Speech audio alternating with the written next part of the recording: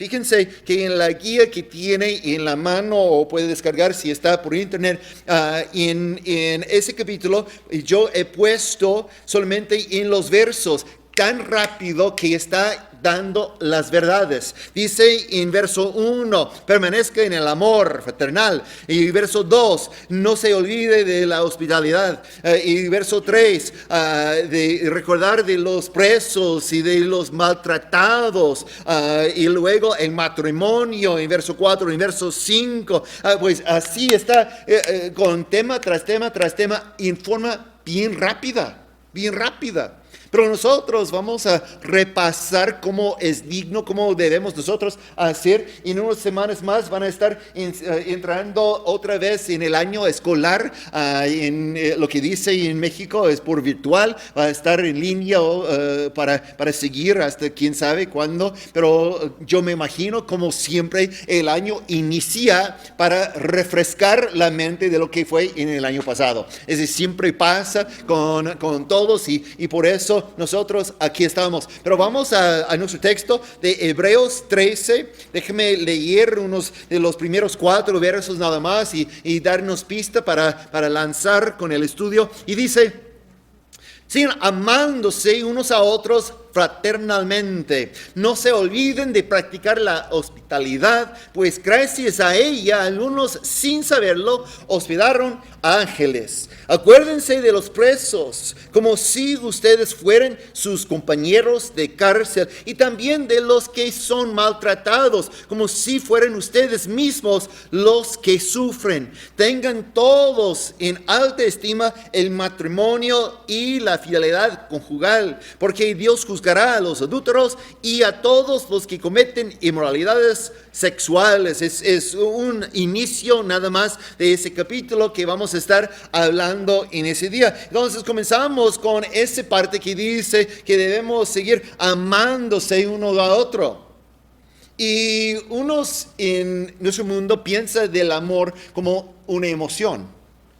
Ya los adolescentes específicamente dicen, estoy enamorado y no puedo comer y no puedo dormir y no puedo pensar en otra cosa, etcétera, etcétera. Piensa que el amor es una emoción, pero nosotros tenemos por las Escrituras un amor enfrente de nosotros que es muy práctico, es tangible.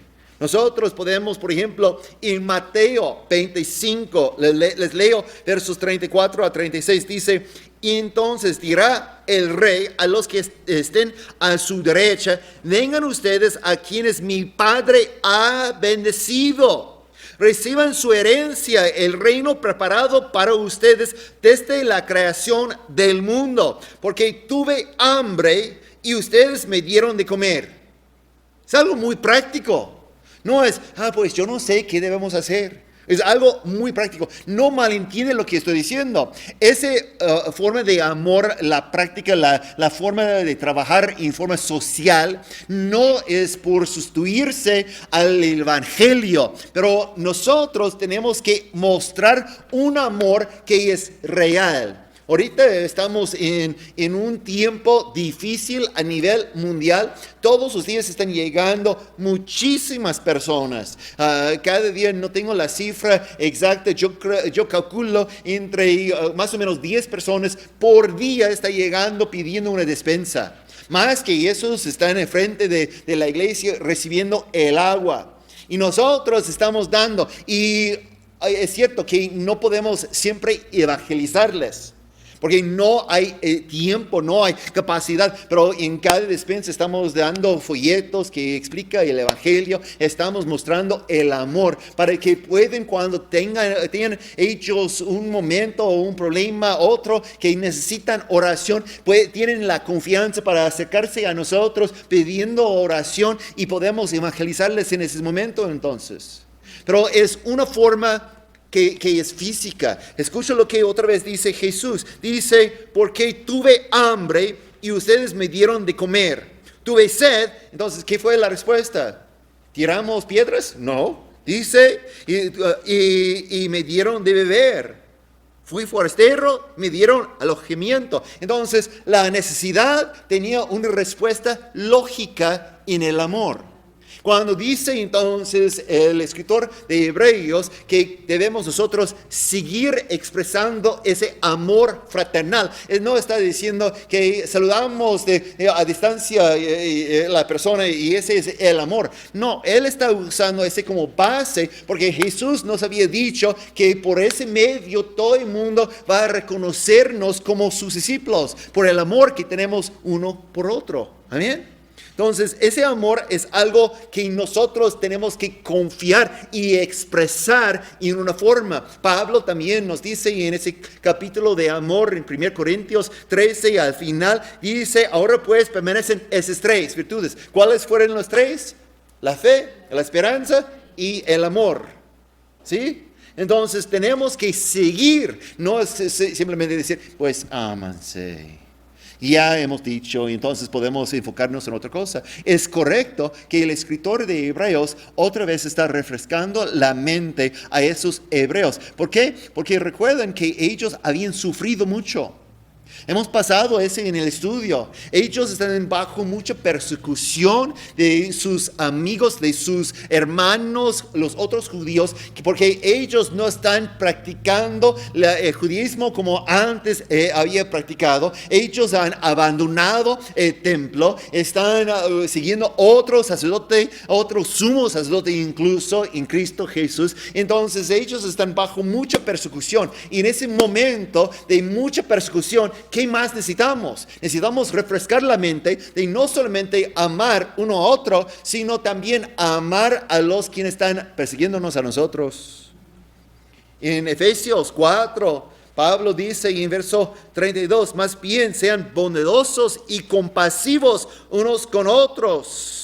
Y perdónense mutuamente, así como Dios los perdonó a ustedes en Cristo. Por tanto, imiten a Dios como hijos muy amados. Y de verdad podemos ir de carta a carta en todo el Nuevo Testamento y encontrar esa palabra, ese aviso, ese consejo de que debemos amar uno a otro.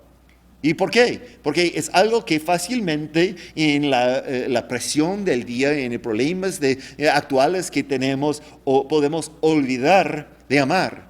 Me recuerdo de una vez escuchar de una pareja. La pareja estaba celebrando 30 años de matrimonio. Y en ese día la esposa llegaba al esposo y dice, pues nunca me dices que me amas. Y el esposo dice, pues todos los días regreso a esa casa, ¿no? Y luego estoy dándote de comer todos los días, ¿o no? Y luego dice, incluso en el día en cuando nos casamos, yo te dije que te amo. Y si cambio de opinión, te voy a avisar. Así fue. Pero ese no es algo que la esposa podía sentir. Entonces es correcto que recordamos mostrar el amor uno por otro, porque ese es el plan de Dios.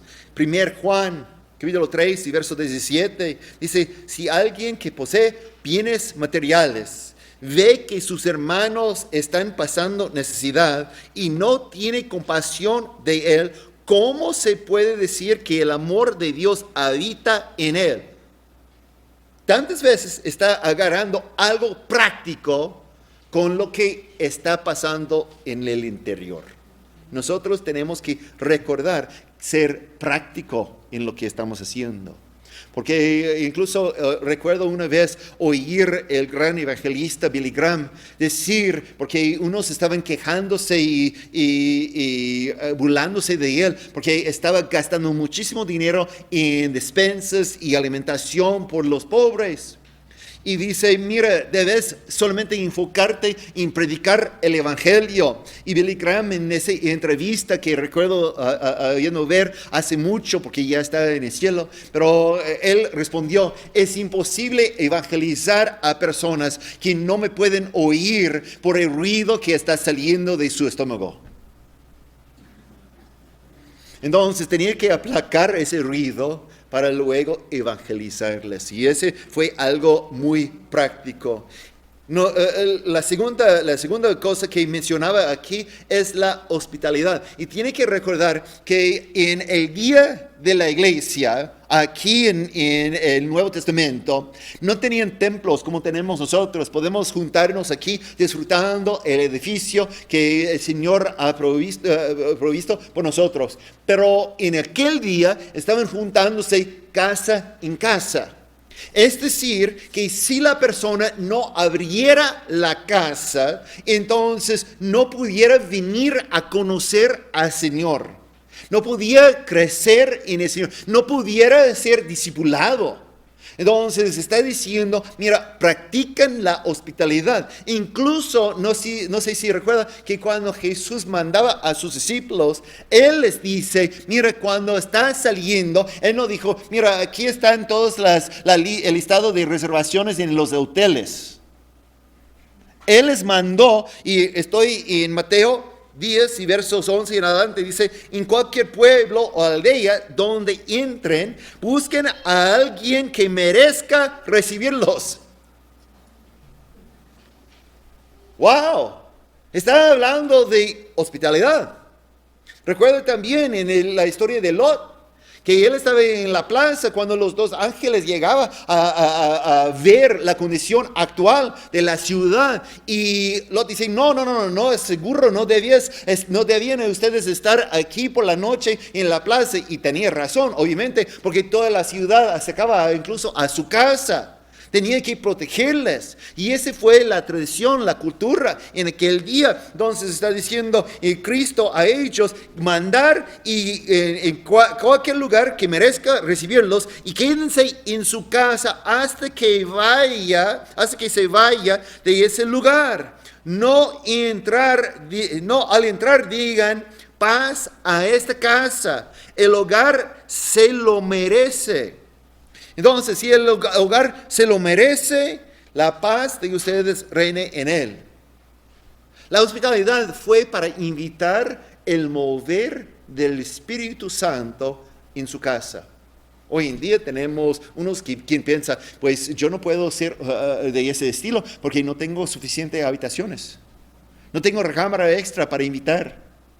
Y pensamos en lo que no tenemos. Recuerdo una vez oír de una misionera quien trabajaba en la India. Y una vez estaba ella hablando con un creyente nuevo en India. Y luego el creyente dice, pues espero que pueda visitarnos mañana en la tarde, porque tengo invitados quienes van a venir y queremos evangelizar. ¿Y dónde van a estar? Pues van a estar conmigo por los próximos 10 días. Y la misionera preguntó, ¿cómo es posible que vas a recibir gente en la casa por los próximos 10 días? Casi no tienes espacio ni cuando yo les visito solita. ¿Dónde vas a poner? Y la persona respondió con una risa y dice, es porque no entiendes la cultura nuestra. La cultura nuestra dice, si hay lugar en el corazón, hay lugar en la casa. Entonces solamente es asunto de abrir el corazón a la persona. Fíjense una de las cualidades que Pablo incluso enseñó a nosotros de los líderes. Dice en 1 Timoteo 3:2, así que el obispo debe ser intachable, esposo de una sola mujer, moderado, sensato, respetable y ¿qué dice luego? Hospitalitario. Debía tener esa capacidad de invitar gente. ¿A qué fin? Porque cuando están relajados en la casa, cuando habían comido incluso, en ese amor que es práctico, de repente tiene corazón abierto de oír. Y así ellos estaban evangelizando. En aquel día no tenía hotel que dice está abierto ahorita o no. Llegando a la ciudad, esperaba la amistad de una persona. Entonces la iglesia tenía que responder con eso. En 2 Juan dice, porque solamente es un capítulo de versos 7 y luego versos 10 a 11 dice, es que han salido por el mundo muchos engañadores. Entonces, cuando somos con esa hospitalidad, necesitamos tener cuidado incluso. Porque dice, había salido muchos engañadores que no reconocen que Jesucristo ha venido en cuerpo humano. El que así actúa es el engañador y el anticristo. Y verso 10, dice, si alguien los visite y no lleva esta enseñanza, no lo reciban en casa.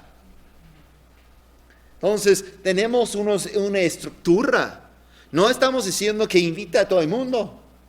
Está diciendo, invita con un propósito, ser de ese corazón para enseñar, para ministrar a la otra persona. Así está como había solamente pasado unos 2 versos. Los 2 versos otra vez, verso 1 y 2 de Hebreos 13 dice, sigan amándose unos a otros fraternalmente. Hemos ya hablado de eso. No se olviden de practicar la hospitalidad. Pues gracias a ella, algunos sin saberlo hospedaron ángeles.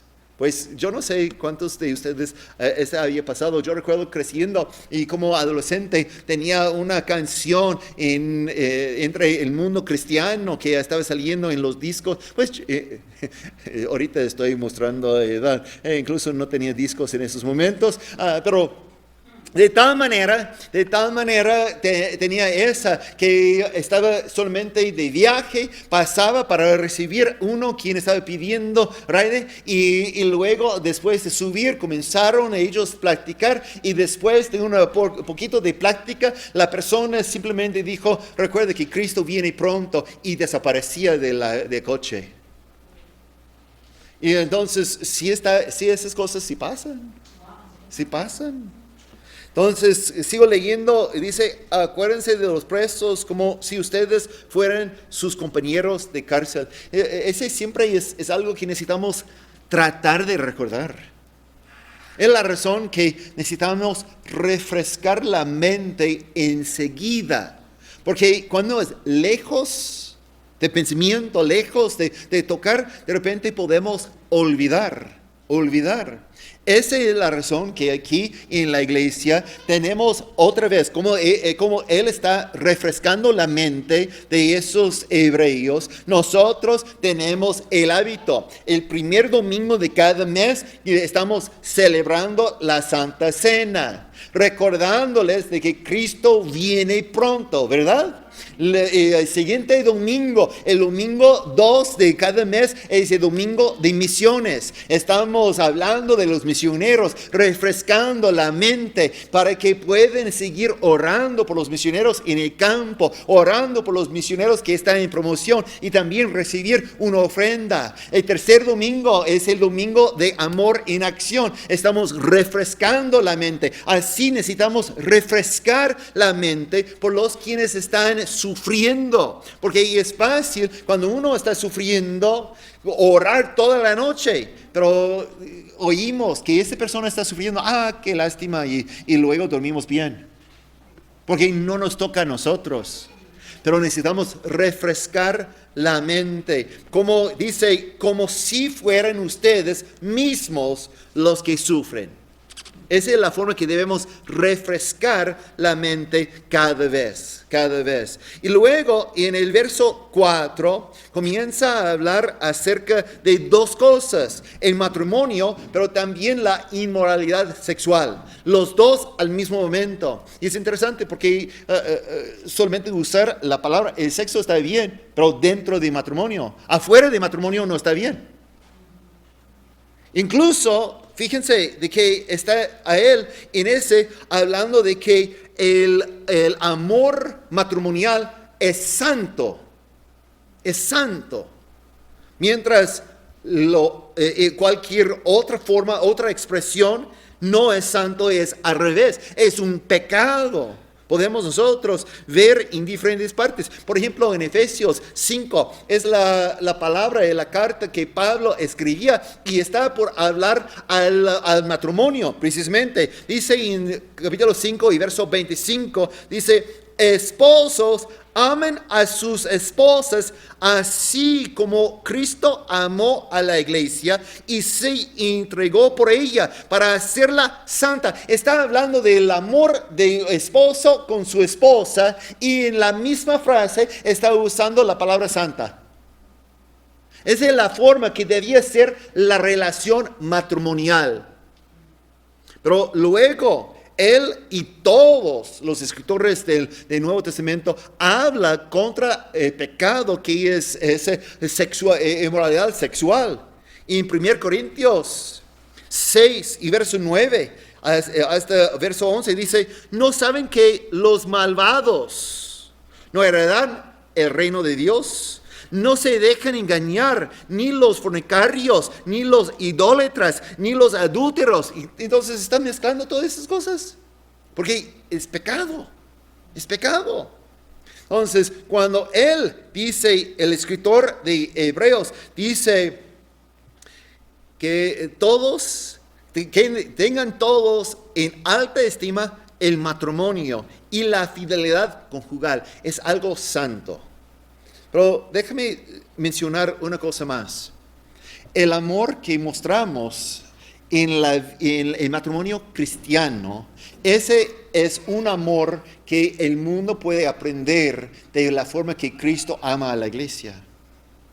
Otra vez, como estuvimos hablando de un amor que es práctico, que el mundo puede sentir. El mundo a veces no puede entender un amor que Dios tiene hacia nosotros. Pero cuando está viendo la forma que cuida, tenemos cultura de que no está mal. El mundo dice que todos esos pecados no son pecados. Ya es libre. No, yo soy libre, yo puedo, tengo un matrimonio libre. ¿Y qué está diciendo? Que no entiende qué es el amor, qué es el compromiso que tenemos uno con otro. No está respetando. Pero Dios tiene también con nosotros ese corazón que quiere mantener esa vida activa y muestra el amor hacia nosotros. En verso 5 dice, manténganse libres del amor al dinero y conténtense con lo que tienen, porque Dios ha dicho, nunca te dejaré, jamás te abandonaré. Entonces, cuando habla del dinero, el dinero no es un problema. Está bien si tiene mucho dinero. El problema es que si amamos al dinero, ese es cuando llega el problema. Puse incluso en el texto, en la guía, yo puse, los pecadores aman el dinero y usan a la gente, mientras los cristianos verdaderos aman a la gente y usan el dinero. Es una gran diferencia. Porque en unos lugares el patrón abusa y usa sus empleos como esclavos y no les da recompensa correcta y adecuada. Porque está solamente con ese deseo por más dinero. Pero los cristianos al revés. Entonces, si entendemos eso, podemos tener la gloria de Dios sobre nosotros. ¿Por qué? Porque Él dice que si buscamos primero su reino, ¿qué? ¿Qué va a pasar? ¿Vamos a ser pobres siempre? No es lo que dice. La cosa, otra vez, no es tener dinero. El problema no es tener dinero, es amar al dinero. Que poner esa como la prioridad. Cristo hablando de esas, habla de incluso el buen samaritano. Y él de su bolsa echa todo para cuidar a ese quien estaba atacado en camino, ¿verdad? Ese hombre cuidaba más y amaba más a las personas que su propio dinero. Aun cuando no era familia, no era incluso conocido en el momento. Pero los otros amaban a su vida mejor, alejándose de ese pobrecito. Eso es lo que debemos nosotros entender. Nosotros sí necesitamos dinero. No es un problema de planear y trabajar. E incluso Pablo luego nos dice que si uno no trabaja, tampoco debe comer. No es un problema trabajar. con el fin de tener suficiente para dar a nosotros. Podemos nosotros planear y tomar decisiones para conseguir el dinero que necesitamos. Es que no podemos amar el dinero. Tenemos que confiar que Dios va a guiar. Jesús dice en Mateo 6, verso 19 en adelante, dice, no acumulen para sí tesoros en la tierra donde la polilla y el óxido destruyen, y donde los ladrones se meten a robar. Más bien acumulen para sí tesoros en el cielo, donde ni la polilla ni el óxido carcomen, ni los ladrones se meten a robar, porque donde esté tu tesoro, ahí estará también tu corazón. Entonces no podemos codiciar. No es que yo quiero lo que mi hermano tiene, lo que mi vecino tiene. Yo quiero esas otras cosas. Si caminamos de esa, entonces no estamos caminando en el temor del Señor. Nosotros tenemos ese conocimiento que Dios sabe lo que necesitamos. Entonces podemos confiar en Él. No necesitamos buscar el dinero o amar al dinero. Necesitamos solamente confiar en Dios. Por eso el escritor aquí nos puede decir que podemos aprender cómo ser contentos. No dice que podemos aprender cómo ser flojos. Dice contentos, contentos. Dice otra vez en ese Mateo capítulo 6, verso 31, dice, así que no preocupen diciendo, ¿qué comeremos? ¿O qué beberemos? ¿O con qué nos vestiremos? Los paganos andan tras todas esas cosas, pero tu Padre Celestial sabe que ustedes las necesitan. Y Pablo dice a Timoteo en 1 Timoteo 6:10, porque el amor al dinero es la raíz de toda clase de males. Por codiciarlo, algunos se han desviado de la fe y se han causado muchísimos sinsabores. Escucha lo que dice, uno no puede desviar de la fe si no estaba una vez en la fe. Porque uno no desvía donde no está. Si estoy yo en el camino correcto y luego estoy perdido, es porque he desviado del camino. Si yo voy, por ejemplo, a Guadalajara, y creo que todos nosotros sabemos la carretera a Guadalajara, incluso vamos a pasar enfrente del aeropuerto, ¿sí? Y si yo voy y de repente me encuentro en la carretera que está hacia Ocotlán, ¿qué debo decir? ¿Estoy perdido? He desviado. ¿Sí o no? No estoy sobre el camino correcto. Lo mismo es lo que está diciendo. No podemos nosotros desviar si no estaban primero en esa. Y el amor de dinero había agarrado a unos cristianos. Que cuando el Señor comienza, porque Él sí sabe lo que necesitamos, comienza a bendecirnos, ¿qué debemos hacer? ¿Seguir amándole a Él o buscar más dinero? Porque ya tenemos un poquito. Tenemos el sabor y queremos más. Y dice, con esa han desviado unos, pero no todos, no todos. Es posible recibir dinero y seguir con los ojos puestos en Jesús, la mirada fija en Jesús. Y luego, ¿qué pasa? Cuando de repente tenemos más y más dinero, no es un problema, porque podemos nosotros ayudar más y más personas en forma práctica.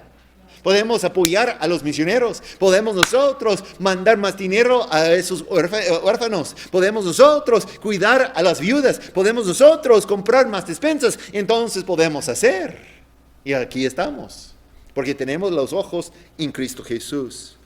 Dice en el verso que establecía el nombre de esa iglesia, incluso en Juan 10:10, es porque Dios sabe cómo bendecir la vida. Cuando nosotros somos contentos en Él, podemos nosotros no tener mucho dinero, pero tener una vida en abundancia. Ese Juan 10:10, porque dice, el ladrón no viene más que a robar, matar y destruir. Yo he venido para que tengan vida y la tengan en ¿qué? Abundancia. No significa que para que tengan una cuenta bancaria grande. Eso no es lo que dice. Porque Dios sabe lo que necesitamos y por eso podemos ser contentos con lo que tenemos. Es posible ser contento comiendo lentejas.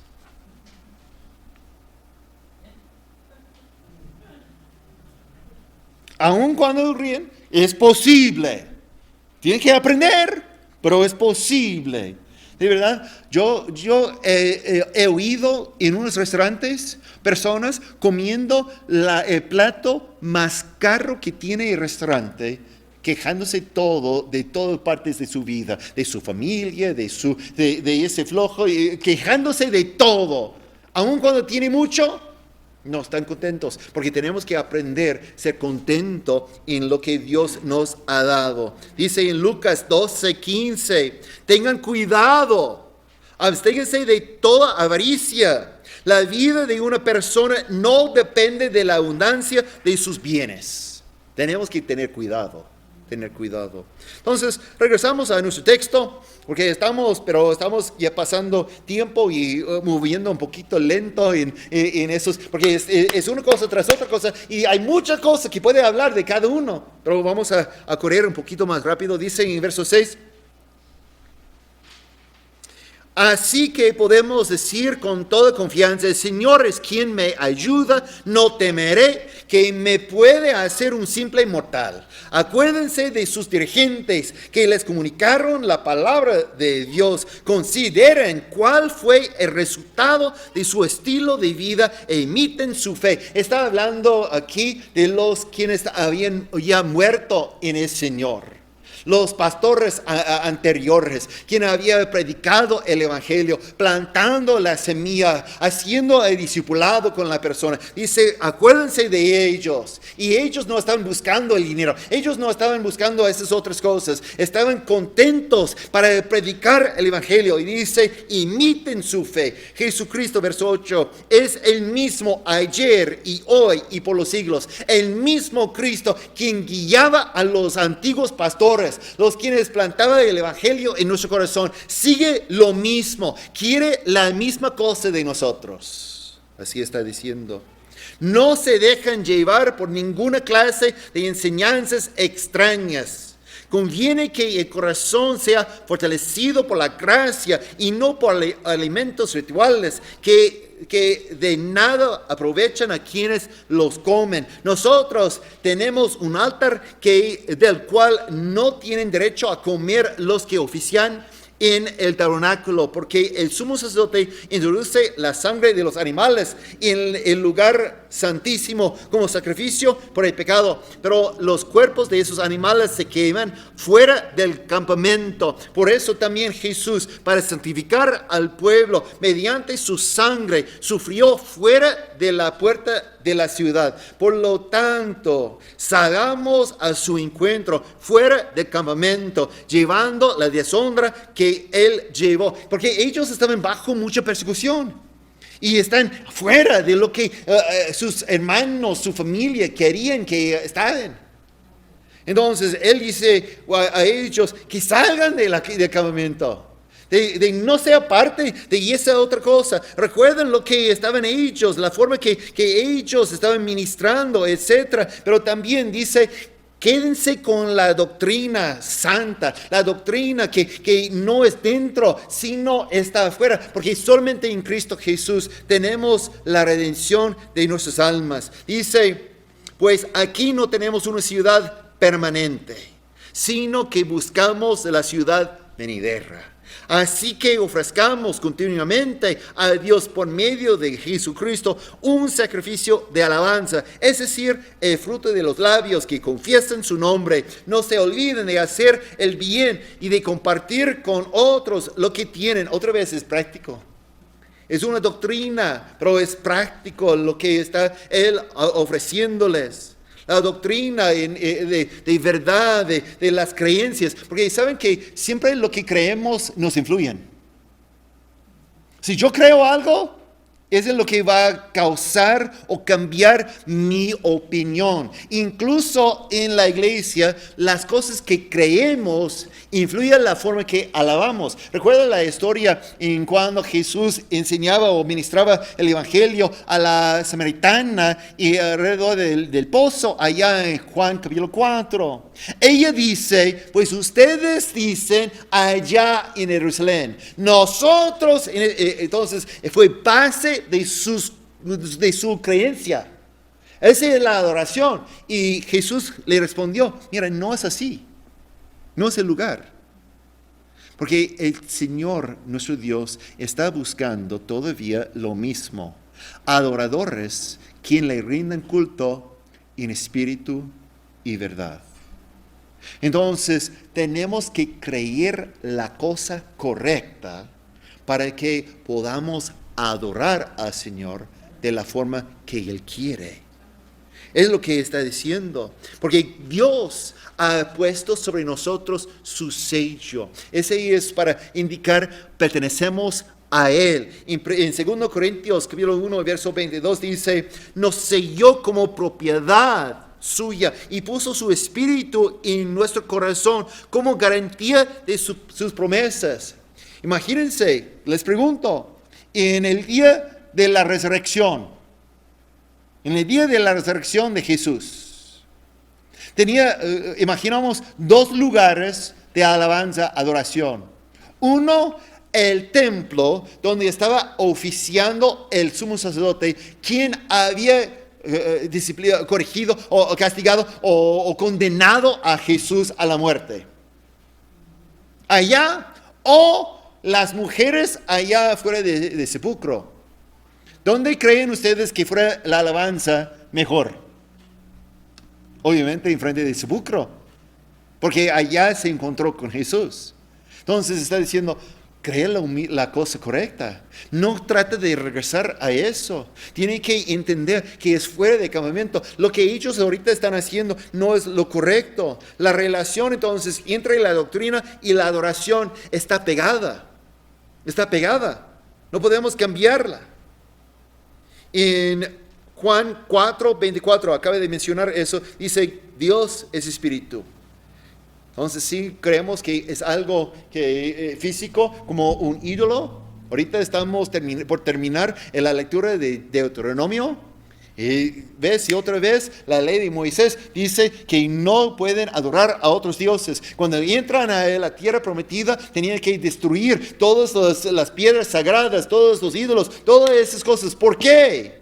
Porque si cree que es algo, si llegan. Y todavía hay cristianos quienes así piensan. Pues tengo temor de eso. Una cosa que fuera dedicada a... Y Pablo dice, mira, ese no es nada, para mí no es nada. Y en el día, imagínense, a Israel llegando a la tierra prometida y dice, mira, es su Dios, pues yo no puedo destruir porque es un Dios. ¿Sí o no? Pero Dios dice, destruye todo. ¿Por qué? Porque si comienza a creer que es algo que... pues yo no puedo, pues, si yo hago algo que no es, tal vez va a castigarme ese Dios. Entonces, con esa creencia, ¿dónde va a dirigir? Pero si entra diciendo, no es un Dios, es solamente algo hecho por mano humana, quemando toda la madera, destruyendo, haciendo polvo de las piedras sagradas. ¿Qué está diciendo? No son nada. Vamos a hacer pavimento de esas piedras. ¿Sí o no? Es porque lo que creemos influye la adoración. Y tenemos que mantener las creencias en forma correcta. Y luego, sigo leyendo en verso 15. Dice, así que ofrezcamos continuamente a Dios por medio de Jesucristo un sacrificio de alabanza, es decir, el fruto de los labios que confiesan su nombre. Estamos por hablar de un sacrificio de alabanza. Y no creo que la mayoría entiende en la iglesia de hoy qué es un sacrificio de alabanza. Porque viene y dice, es porque estoy muy cansado y para ponerme sobre mis pies y aplaudir cuando estamos cantando, ese es un sacrificio de alabanza. No. No es eso. Fíjense lo que dice. Dice, sacrificio. Pues otra vez, comienzo en verso 15. Así que ofrezcamos continuamente a Dios, por medio de Jesucristo, un sacrificio de alabanza. Y luego explica, es decir, fruto de los labios que confiesan su nombre. Cuando estamos afuera evangelizando, arriesgando nuestra vida, testificando a ellos, a sus hermanos, quienes están persiguiéndoles, cuando están evangelizando a ellos, quienes van a maltratarles, están ofreciendo un sacrificio de alabanza a Dios. Y dice, no se olviden de hacer el bien y de compartir con otros lo que tienen. Entonces ellos, después de burlarse de su hermano, ellos se abren la casa y dicen, quiero darles alimento. Lo práctico de expresión del amor es un sacrificio de alabanza. Dice, pues yo no tengo suficiente. ¿Puedo yo recordar de la viuda en el día de Eliseo? No tenía suficiente tampoco. Pero luego, después de oír la palabra del profeta, ¿qué pasó? Dio primero a él y tenía suficiente siempre. Si entendemos que Dios va a ofrecernos o darnos lo que necesitamos, entonces podemos ofrecer el sacrificio de alabanza.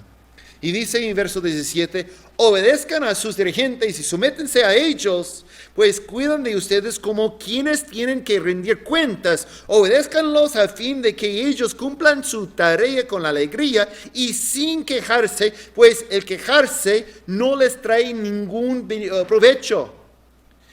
Y les pregunto, es que Dios quiere que obedecemos a todos. Estaba hablando obviamente de los pastores y de los líderes de la iglesia. Entonces, ¿está Jesús diciendo que tenemos que obedecer a todos los líderes espirituales? ¿Cómo ve? Déjame, porque otra vez tenemos enseñanzas acerca de eso. Jesús dice en Mateo 20, versos 25 en adelante, dice, Jesús los llamó y les dijo, como ustedes saben, los gobernantes de las naciones oprimen a los súbditos y los altos oficiales abusan de su autoridad. Desafortunadamente yo he visto unos líderes espirituales así. Pero escucha lo que dice. Pero entre ustedes no debe ser así. Entonces, si se encuentra con uno quien no es siervo, quien no ama, entonces no está bajo esa obligación de someterse a esa persona. Tenía que representar a Cristo Jesús. Yo tengo en mi vida, he tenido experiencias. Y un momento en cuando estaba llegando apenas a una iglesia nueva, fui contratado como pastor asociado en la iglesia y después de trasladar toda la familia a la ciudad, entraba y fue la primera oportunidad de tener junta de staff, de pastores. Tenía otros 3 asociados en la iglesia, fue una iglesia más o menos grande. Y en ese momento el pastor comenzó la junta y dijo, Gary, tengo que decirte algo. Tiene que entender algo acerca de la forma en que funciona esa iglesia. Y él comenzó a decir de que es cabeza y él va a atacar y destruir mi vida si no estaba a 100% en acuerdo con él. Y yo pensaba que estaba bromeando. De verdad. Veía a los otros pastores alrededor, los otros asociados, y no estaban riendo. Y yo dije, oh. Y así, después de un año, me despidió. Dice que no necesito la ayuda tuya, nada más. No debes hablar jamás con ninguna persona en toda la iglesia. Todas esas amistades que teníamos y pues yo me sometí en esos momentos y salí. Luego, unos 2 meses después, hizo lo mismo con 5 de los 7 diáconos en la iglesia y ellos no salían tan fácil. Y luego él fue quitado de la iglesia. Pero tengo experiencias con líderes, incluso espirituales, quienes están abusando su autoridad. Pero Jesús dice, pero entre ustedes no deben ser así. Al contrario, el que quiera hacerse grande entre ustedes deberá ser su servidor. Y el que quiera ser el primero deberá ser esclavo de los demás. Entonces, yo no tengo problema en someterme a cualquier persona quien quiere ser mi esclavo.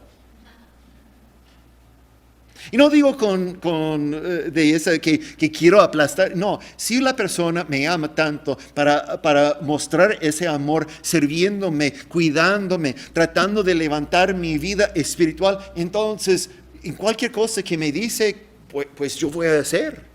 Es la forma. Dice en Juan 13, verso 12 en adelante, cuando terminó de lavarse los pies, que es el ejemplo que tenemos en Cristo, se puso el manto y volvió a su lugar. Entonces les dijo, entiendan lo que he hecho con ustedes. Ustedes me llaman maestro y señor y dicen bien porque lo soy. Pues si yo, el Señor y el Maestro, les he lavado los pies, también ustedes deben lavarse los pies los unos a los otros. Les he puesto el ejemplo. Entonces Dios está diciendo, ese es el liderazgo que yo quiero. Entonces cuando llegamos a ese texto y dice, obedezcan a sus dirigentes, pues esas personas debían cumplir lo que Jesús está dando como instrucciones. Esa es la forma que yo he visto unos quien tratan de abusar. Y tenemos que tener cuidado.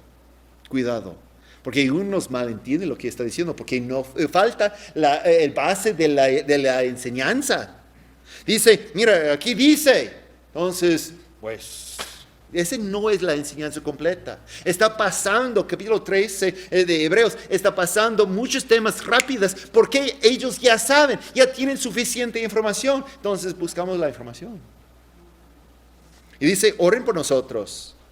Él, siendo líder, dice, oren por mí, oren por nosotros, porque estamos seguros de tener una conciencia tranquila y queremos portarnos honradamente y en todo. Entonces, oren por los líderes que estén siempre portándose en forma correcta, que están haciendo las cosas correctas con conciencia limpia y puede hacer que la iglesia crezca. No específicamente hablo de números y de finanzas, etcétera, sino que gente está conociendo a Cristo Jesús. Porque ese es el fin, ese es el propósito que tenemos la iglesia. Amén. ¿Qué más tenemos en esos textos? Luego dice, regresando a nuestro texto, dice, en verso 19, les ruego encarecidamente,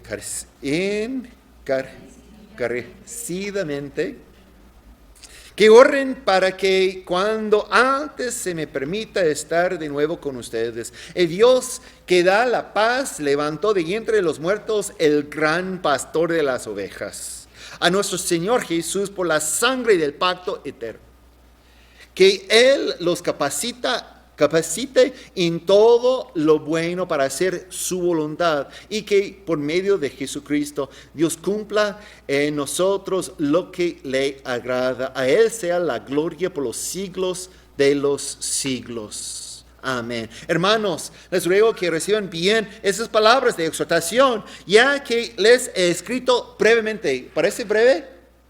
Ya tenemos 12 semanas estudiando 13 semanas estudiando esa carta, pero dice es breve, por todo el contenido que pudiera poner. Esa es la razón que tenía que poner otros textos a entender lo que quería decir. Había escrito brevemente. quiero que sepan que nuestro hermano Timoteo ha sido puesto en libertad. Si llega pronto, iré con él a verlos. Saludan a todos sus dirigentes y todos los santos. Los de Italia les mandan saludos. Y fíjense, es interesante. Dice, saludan a todos sus dirigentes. Está otra vez hablando del liderazgo espiritual en la iglesia.